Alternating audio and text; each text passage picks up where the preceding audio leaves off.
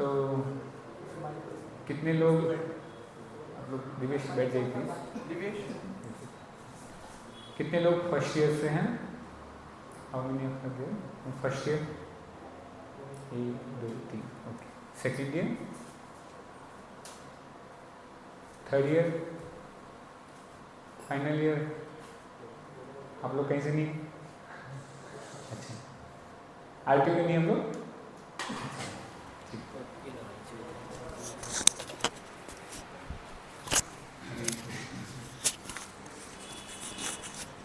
आज एक बहुत ही इम्पोर्टेंट डे है। कितने लोग नाथद्वारा गए हुए हैं? 1 2 3 4, बस 4 ही लोग गए हुए नाथद्वारा। अच्छा, कितने लोगों को पता है कि नाथद्वारा में जो विग्रह है भगवान का क्या नाम है वहाँ पे? श्रीनाथ। सुना है? कितने लोगों ने नाथद्वारा के बारे में सुना है? नाथद्वारा श्रीनाथ जी के बारे में नहीं सुना आप लोगों ने?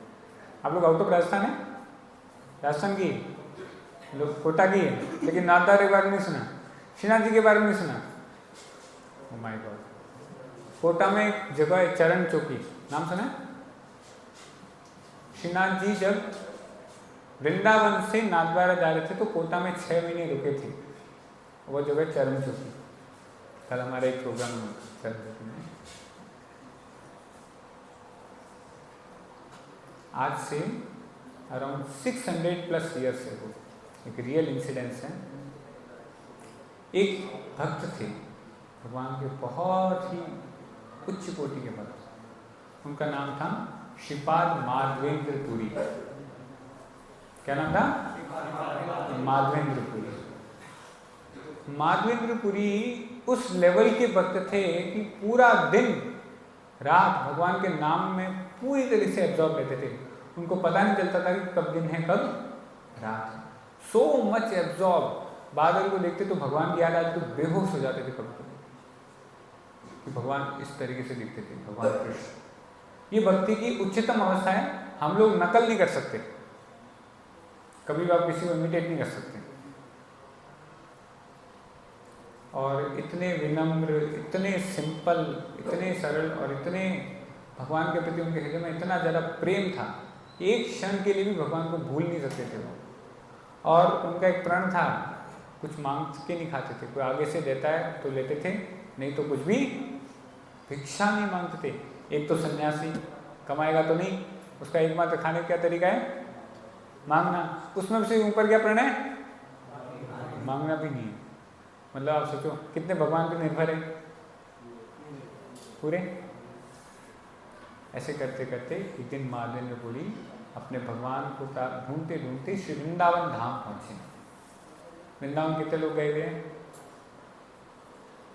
ओके, वृंदावन कितने लोगों ने सुना है? Very nice. कुछ लोग तो है जो जनरल नॉलेज रखते हैं। वृंदावन में एक पर्वत है, भगवान ने जिसे उठाया था उसका क्या नाम है? 2nd क्लास के बच्चों को पूछो भी बता देंगे। वृंदावन में माधवेंद्र पुरी गोवर्धन पर्वत के पास गए। गोवर्धन पर्वत के पास में जगह आता है गोविंद कुंड। इनके पास में उनकी भजन कुटीर थी, वहाँ बैठ कर भजन किया करते थे पूरा दिन पूरी रात, और कुछ खाते नहीं थे। तो गोविंद कुंड के पास में औरतें आती थी पानी भरने के लिए। ध्यान से सुनिएगा, बहुत इंटरेस्टिंग पास टाइम में ये लीला हुई थी भगवान की। और पानी भर के चली जाती। थोड़ी देर में एक बालक आता है ग्वाल बाल के रूप में एकदम।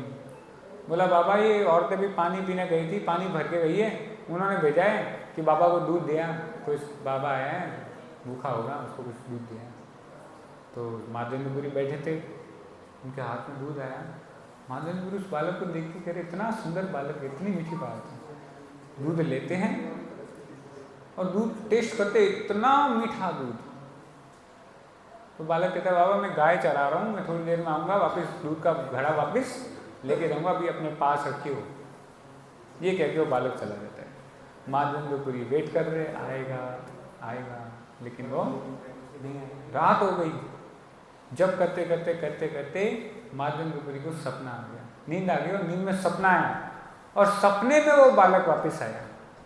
उस बालक ने बोला माधवेंद्र पुरी मैं तुम्हारी कब से प्रतीक्षा कर रहा था कि तुम कब आओगे और मेरी सेवा करोगे। मेरा नाम है गोपाल और मैंने ही गोवर्धन को अपने हाथ की उंगली पे उठाया था और मैं तुम्हारी प्रतीक्षा कर रहा था। आज से सालों पूर्व जब मुगलों ने यहाँ आक्रमण किया तो पुजारी ने मेरे विग्रह को पास में झाड़ियों में छुपा दिया और भाग गए यहाँ से सब।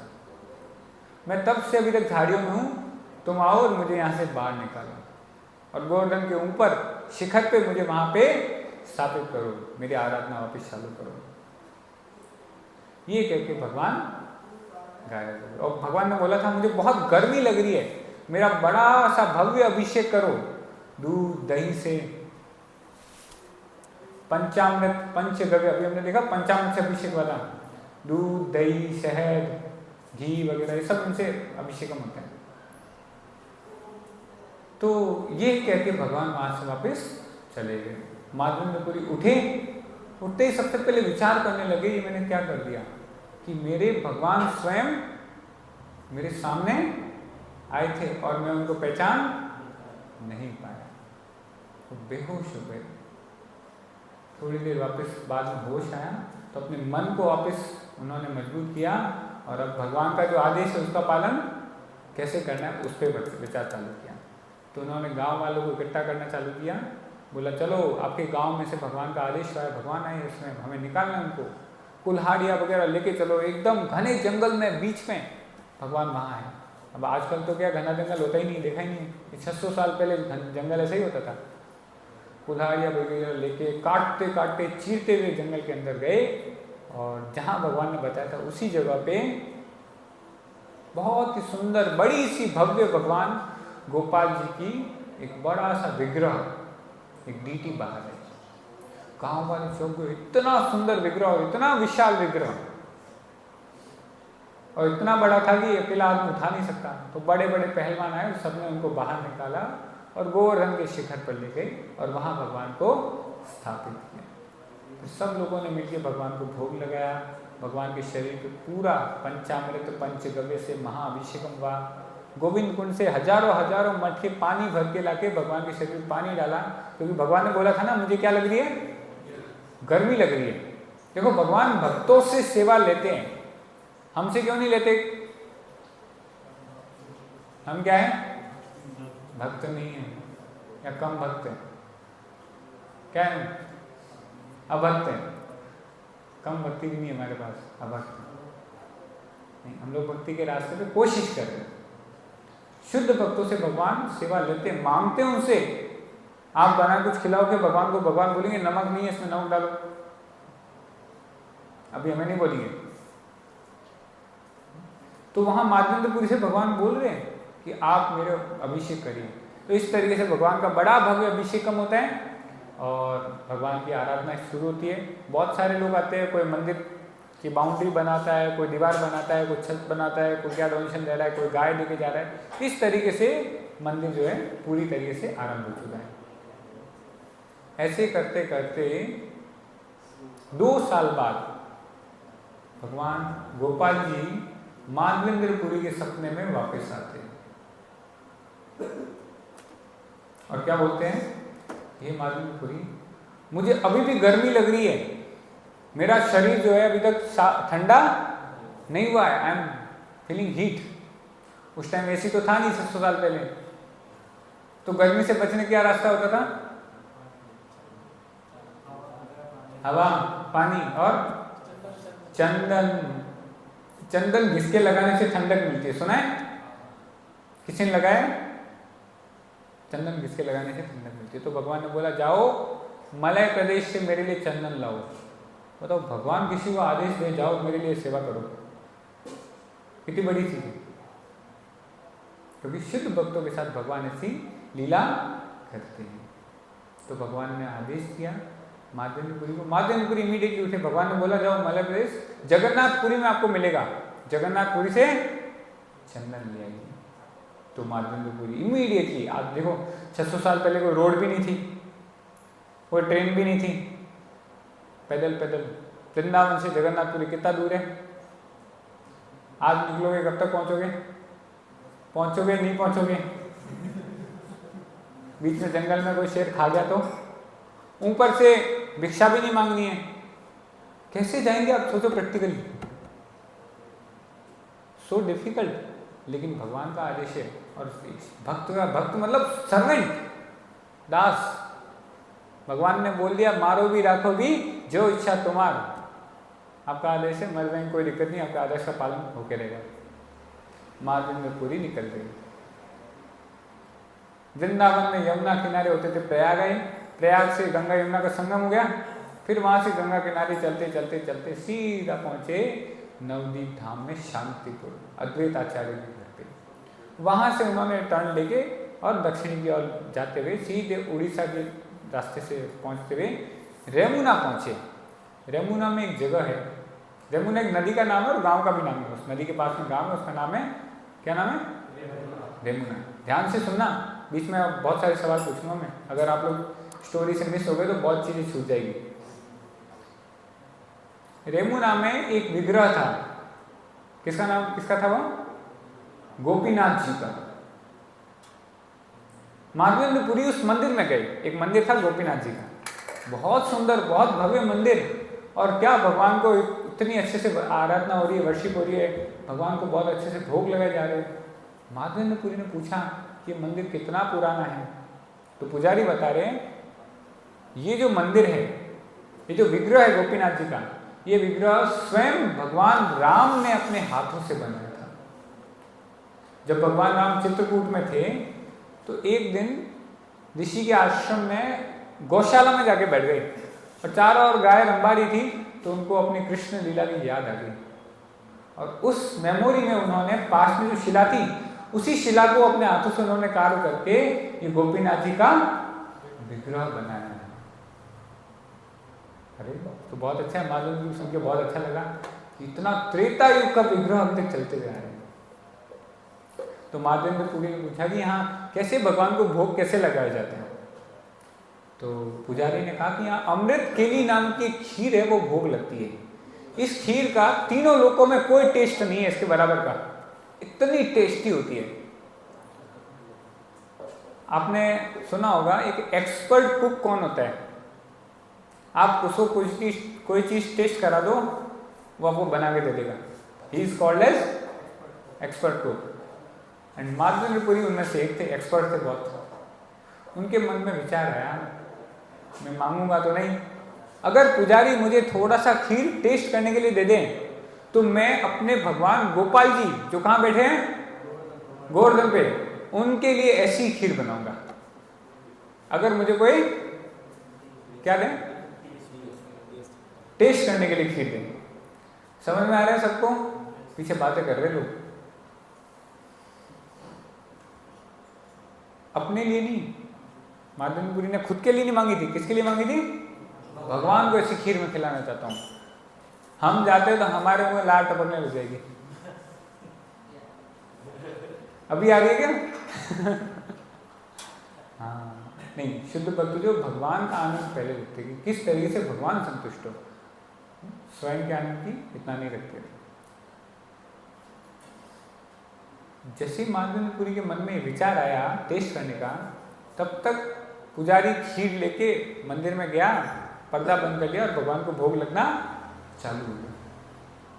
तो माधवेंद्रपुरी ने सोचा, हे भगवान, मैंने क्या कर दिया? भगवान को भोग लगा नहीं, उससे पहले मेरे मन में इसको खाने का विचार आ गया।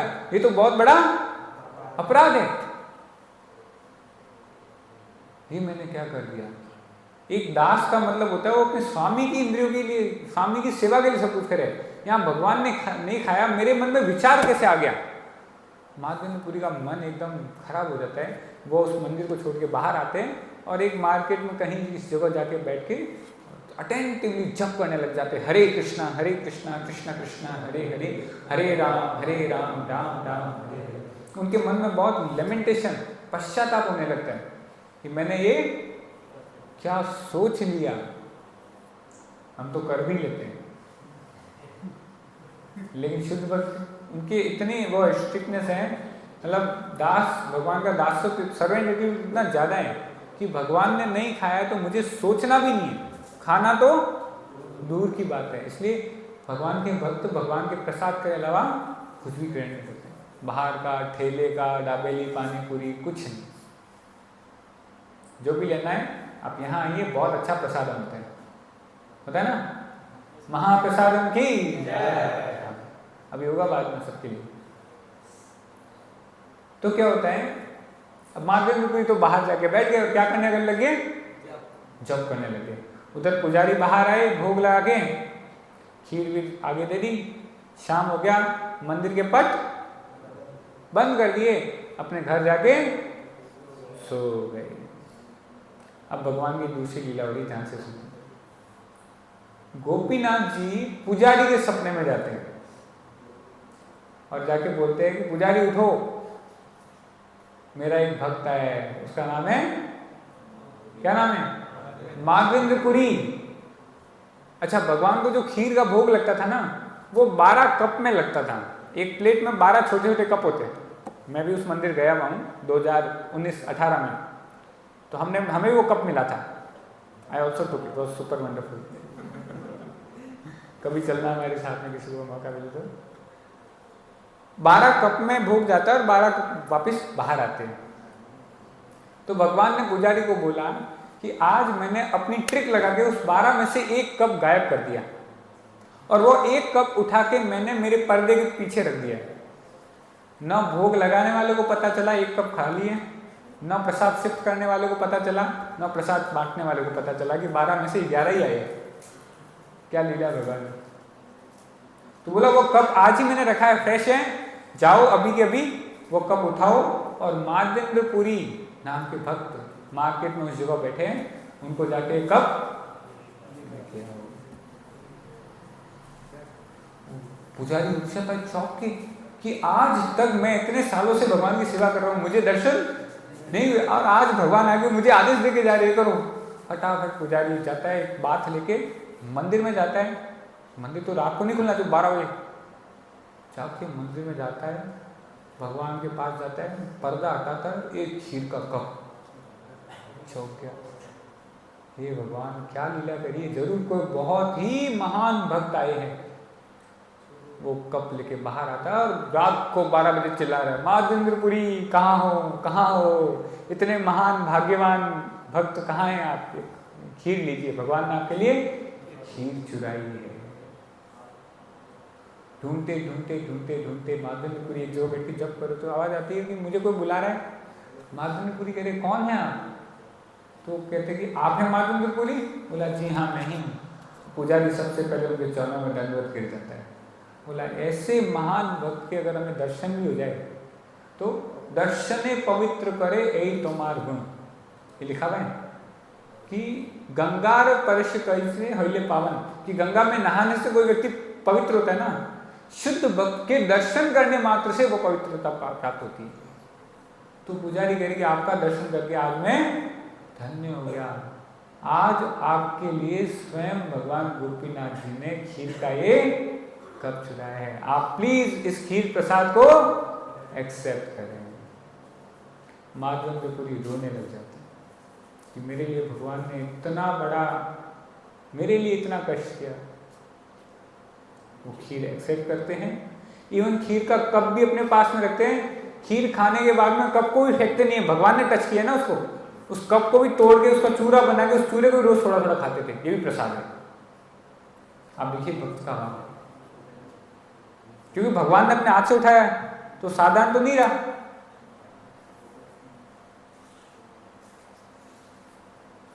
तो माधवेंद्रपुरी सोचते कि इतनी रात हो गई है, अब सुबह जब पता चलेगा लोगों को कि भगवान ने ये लीला करी है तो लोग आएंगे, पैरों में गिरेंगे, हाँ जी बाप जी करेंगे। एक भक्त अपने लिए कुछ नहीं चाहता है, भगवान के लिए सब कुछ चाहता है। माधवेंद्रपुरी रातों रात वहां से निकल गए जगन्नाथपुरी के लिए। भक्त अपना फेम नहीं चाहता है, भगवान का फेम चाहता है। लेकिन भगवान क्या चाहते हैं, भक्त को कैसे फेमस करना है। माधवेंद्रपुरी जगन्नाथपुरी पहुंचते उससे पहले जगन्नाथपुरी में सबको पता चल गया कि गोपीनाथ जी ने वहां पे खीर चुराने की लीला कर दी है। किसके साथ, माधवेंद्रपुरी के साथ। और वही माधवेंद्रपुरी कहाँ आ रहे हैं, जगन्नाथपुरी धाम की जय। तो जगन्नाथपुरी में उनका वेलकम हो रहा है। तो उनकी जो इच्छा थी कि उनको चंदन प्राप्त हो, तो वहाँ के जो राजा है वो उनको प्रॉपर्ली बहुत सारा चंदन और केसर वो उनको भर के देते कि जाइए ले जाइए इसको। तो माधवेंद्रपुरी कुछ समय तक तो उनके साथ में सर्वेंट होते जो उनको लाते हैं, लेकिन एक समय के बाद में उनके पास कोई होता नहीं, खुद उठा के, ऑलरेडी देखिए एक सन्यासी ऊपर से वृद्ध और बहुत भारी चंदन का कट्टा खुद उठा के जगन्नाथपुरी से कहाँ ले जाना है? वृंदावन धाम। कितना दूर है, लेकिन भगवान की सेवा के लिए ये होता है डेडिकेशन। अगर भगवान का आदेश प्राप्त है कि आपको यही काम करना है, फिर उसमें कुछ सोचना। भगवान ने बोल दिया अर्जुन को मारो सामने भीष्म पितामह, तो भी क्योंकि सही जगह नहीं है, अदर की साइड है, तो भले भीष्म पितामह हो लेकिन वो टिक नहीं पाएंगे। ये होता है भगवान का आदेश सबसे पहले। इसलिए भगवान कहते हैं भगवद गीता में, सर्वधर्मान् परित्यज्य माम एकम शरणं व्रज अहम त्वां सर्व पापेभ्यो मोक्षयिष्यामि मा शुचः। सारे धर्मों को छोड़ के केवल मेरी शरण में आओ, केवल मेरी बात को मानो, जो मैं बता रहा हूँ वही आपके जीवन का उद्देश्य है, वही आपको रियल हैप्पीनेस दे सकता है, और कोई चीज आपको रियल हैप्पीनेस नहीं दे सकती। भगवान कहते हैं मैं तुम्हें सारे पापों से मुक्त कर दूंगा, तुम डरो मत। भगवान ये तक कह रहे हैं। तो माधवेंद्रपुरी ने भगवान के आदेश पे स्वयं एक कार्य चालू किया, और चलते चलते चलते वही रास्ता था, तो वापस कौन सी जगह आई? रेमुना। किसका मंदिर था? गोपीनाथ जी का मंदिर। अब उसका नाम क्या हो गया था? खीर चोर गोपीनाथ। क्यों? खीर चुराई थी भगवान ने। किसके लिए चुराई थी? माधवेंद्रपुरी की। जब खीर चोर गोपीनाथ मंदिर वापस आया, तो मंदिर के दर्शन के लिए तो जाएंगे ना, चलो मंदिर दर्शन तो कर आए। तो माधवेंद्रपुरी दर्शन करने गए, तो पुजारी देखते ही पहचान, अरे माधवेंद्रपुरी आ गए हैं, हरि बोल। क्या बोला? हरि बोल। तो पुजारी ने रिक्वेस्ट करा, आज आपको देख के हमारा मंदिर फिर से वापस पवित्र हो गया है आपके आने से। तो पुजारी ने रिक्वेस्ट करा कि आप प्लीज कम से कम आज की रात यहीं रुकिए मंदिर में। तो माधवेंद्रपुरी उनकी बात मानते हैं और रात को वहीं पे रुक जाते हैं। अभी ध्यान से सुनना, तीसरी बार क्या होता है? रात को क्या होता है? सपना आता है, और सपने में कौन आते हैं? कौन आते हैं? गोपाल जी। गोपाल जी कौन है? वृंदावन में। भूल गए? पीछे बच्चे भूल गए लग रहा है। गोवर्धन पे गोपाल जी माधवेंद्रपुरी को सपने में आके बोलते हैं कि हे माधवेंद्रपुरी, मैं और गोपीनाथ जी एक ही है, कोई फर्क?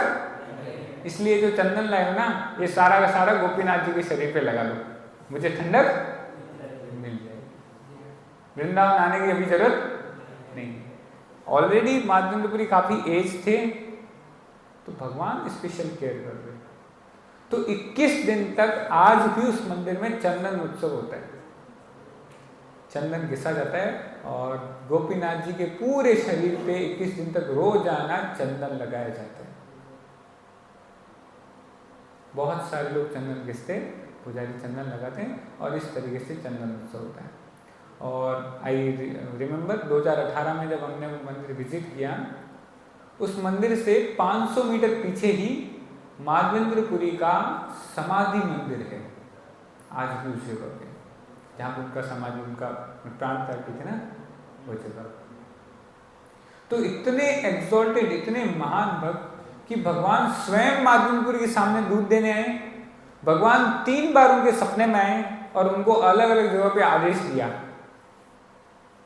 कि अब ये करो, अब ये करो, अब ये करो। पहली बार क्या बोला? मुझे बाहर निकालो। दूसरी बार क्या बोला? गर्मी लग रही है तो चंदन ले आओ माधवेंद्र जगन्नाथपुरी जाके। और तीसरी बार क्या बोला? हाँ, ये सारा चंदन कहाँ लगा दें? गोपीनाथ जी के शरीर पे लगा दें। और वही गोपाल जी का विग्रह जो है, ध्यान से सुनना, वही विग्रह आज नाथद्वारा में श्रीनाथ जी के विग्रह से के नाम से जाना जाता है। हमारे राजस्थान में जो नाथद्वारा में श्रीनाथ जी का विग्रह है ना, वही गोपाल जी का विग्रह है जिनको माधवेंद्रपुरी ने बाहर निकाला था। कितना बड़ा विग्रह, देखा? दर्शन करें, जाके देखना एक बार, नेट में दर्शन करना। बहुत सुंदर विग्रह है श्रीनाथ जी का। बहुत सारी लीला होती है श्रीनाथ जी के उधर। मैं आपको जस्ट एक पास्ट टाइम याद आया, let me tell you. Shrinath ji के एक भक्त थे, उनकी रोज एक सेवा थी कि मैं भगवान को रोज एक माला ऑफर करूंगा, एक माला मेरी ओर से भगवान को रोज जाएगी, और रोज उनकी सेवा हो रही थी। एक ऐसा दिन आया, अकाल पड़ रहा था, कहीं फूल नहीं है, कहीं माला नहीं है, तो खूब मालियों के पास घूमते घूमते लास्ट एक माली था, उसके पास एक माला बची थी। सुन रहे ना, प्लीज डिस्कस में करिए। एक माला बची थी और वो भक्त वहां पहुंचा। उसी समय राजा का एक सैनिक भी वहां पहुंचा कि राजा को भी एक माला चाहिए, और वो मालिक बोला मेरे पास एक ही माला है, कौन ले जाएगा? कितने की है? 10 पैसे की। तो उस आदमी बोला लो मैं 20 पैसे दूंगा। वो राजा का सेनापति आया, बोला मैं 50 पैसे दूंगा। ये बोला मैं 1 रुपया दूंगा। भगवान की सेवा, वो कह रहा मैं 2 रुपए दूंगा, कह रहा 5 रुपए दूंगा, 10 रुपए, 20 रुपए, 50 रुपए, 100 रुपए। वो सेनापति पागल हो जाते, पागल आदमी है, बिल्कुल बुद्धि नहीं है। मैं तो राजा के ला रहा हूँ, जैसे तो इसके कहाँ से लगे 100 रुपए? ठीक है, नहीं ले जा रहा मैं, ले जा तू 100 रुपए माला ले जा। अब वो ड्यूटी था, उसने 100 रुपए बोल दिए कि मैं भगवान के लिए एक माला जाएगी, उसके लिए मैं क्या दूंगा? एक माला के लिए। उस टाइम की बात है, आज से मान के चलो 400 साल 300 साल पुरानी बात है। उस टाइम 100 रुपए की बहुत वैल्यू हुआ करती थी। मतलब एक माला के लिए आप 5 लाख रुपए देके आ रहे हो। तो उसने कहा अभी रुक, मैं अभी जाता हूँ, 100 रुपए लेके आता हूँ, रुको। वो आदमी अपने घर जाता है, अपना घर बेच देता है, 100 रुपए लाता है, उस माली को देता है, माला देता है, श्रीनाथ जी के पास जाता है, पुजारी को देते हैं, पुजारी माला लेके श्रीनाथ जी को पहना देते हैं। भगवान के जब कंधे पे माला आती ना, भगवान झुक जाते हैं।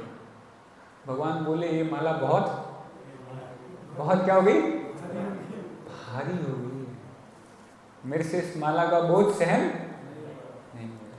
पुजारी चौंक जाते, भगवान ऐसा क्या हो गया आज इस माला में? माला ही तो है, मैंने उठाई है, इतनी तो हल्की है, आज ये माला इतनी भारी कैसे हो गई है?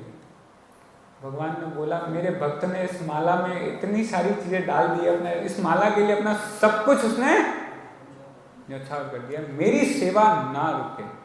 एक भक्त भगवान की सेवा के प्रति कितना कमिटेड होता है, कुछ भी हो जाए मैंने जो प्रॉमिस किया है वो रुकना। इसीलिए हम लोग भी कहते हैं ना, हम प्रॉमिस अगर करते हैं ना कि हमने 16 माला का प्रॉमिस लिया है, तो हमारा ऐसा होना चाहिए कि प्राण निकल जाए लेकिन चैंटिंग नहीं छोड़ेंगे।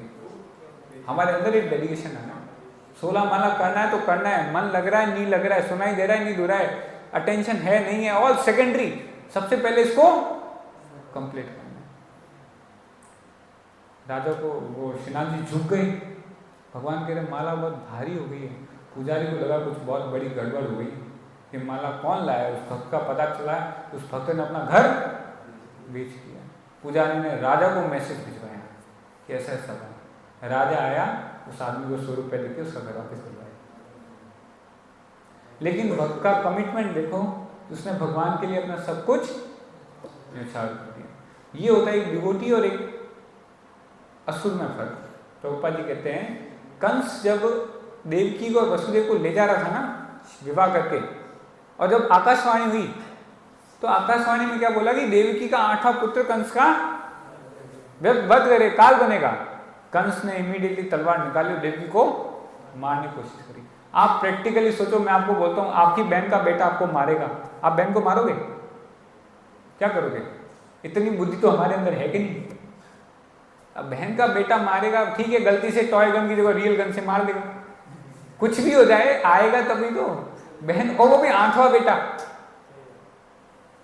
लेकिन एक असुर अपने सेंस ग्रेटिफिकेशन के लिए, अपनी इंद्रिय तृप्ति के लिए कुछ भी गलत से गलत काम कर सकता है, और एक भक्त भगवान की खुशी के लिए कुछ भी त्याग कर सकता है। ये डिफरेंस होता है एक असुर में और एक भक्त में। तो वहाँ श्रीनाथ जी के एक भक्त ने भगवान की सेवा डेली रहे, होती रहे, इसके लिए अपना सब कुछ भगवान की सेवा में अर्पित कर दिया। और भगवान ने भी कितनी उसकी सेवा को कितनी कृतज्ञता के साथ ग्रहण किया कि मैं इस बार से मैं दब गया हूं, मैं झुक गया हूं, वैसे माला सहन नहीं होती।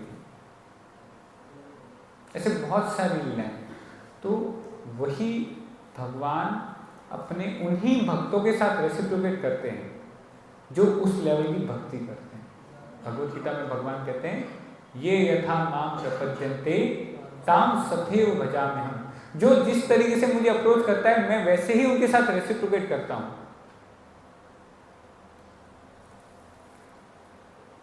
आप आगे से अच्छे से भक्ति करेंगे, Krishna will take care everything about you. आपकी लाइफ में हर एक चीज का भगवान ध्यान रखेंगे। और आप अगर डिवोशनल सर्विस प्रैक्टिस नहीं करेंगे तो आपके पास एक ही ऑप्शन रहेगा, सेंस ग्रेटिफिकेशन करना, इंद्रिय तृप्ति करना। वो जानवर भी करते हैं, तो इंसान और जानवर में कोई फर्क नहीं रहेगा, कोई फर्क नहीं रहेगा। या तो हम भगवान के भक्त बने, जिस तरीके से भगवान भक्तों के साथ लीला करते हैं हमारे साथ भी कुछ ना कुछ रेसिप्रोकेशन हो सकता है अगर हम अच्छे से जप करेंगे। देख सकते हैं ना, अगर हम अच्छे से जप करते हैं, सेवा करते हैं, बुक डिस्ट्रीब्यूशन करते हैं, कितने रेसिप्रोकेशन होते हैं सबके साथ, हर एक डिवोटी के साथ। कितने खतरनाक से खतरनाक रेसिप्रोकेशन देखे बताओ, सुपर खतरनाक रेसिप्रोकेशन, जहां कोई बच नहीं सकता था वहां किसी को कुछ नहीं हुआ। इससे बड़ा रेसिप्रोकेशन क्या होगा बताओ, जहां कोई पॉसिबिलिटी नहीं है। भगवान ने स्वयं सबको, क्योंकि सब सेवा में लग रहे, तो भगवान हम सबके साथ रेसिप्रोकेट करते हैं, प्रोवाइडेड अगर हम उस लेवल की भक्ति स्पिरिचुअल लाइफ के प्रिंसिपल्स को फॉलो करें। तो भक्ति अपने मन से नहीं है कि मैं अपने मन से कुछ चालू करूं, नहीं। माधवेंद्र पुरी उस प्रामाणिक गुरु शिष्य परंपरा में उस भक्ति को प्रैक्टिस करते हैं। उसी तरीके से हमें भक्ति प्रामाणिक गुरु की शरण में रह के प्रैक्टिस करनी होती है। जैसे हमें गुरु बताते हुए उसी तरीके से फॉलो करते हुए प्रैक्टिस करना है। तो कलयुग में प्रभुपाद जी ने कितना बोला है माला जप करने का? मिनिमम कितना है? 16 माला डेली। हरे कृष्णा कृष्णा कृष्णा हरे हरे, हरे राम राम राम हरे हरे। और उसके साथ साथ 4 रेगुलेटिव प्रिंसिपल्स और डेली भगवत गीता भागवतम का अध्ययन करना और भगवान का प्रसाद प्राप्त करना। तो भक्ति का जो एनवायरनमेंट है, सबसे अच्छा एनवायरनमेंट जो आपको मिल सकता है वो मिलता है भक्तों के संग में, जहाँ पे डिवोटीज के साथ में आप इसको बहुत अच्छे से, बहुत स्ट्रिक्टली फॉलो कर सकें। और वो पॉसिबल है एक एनवायरनमेंट।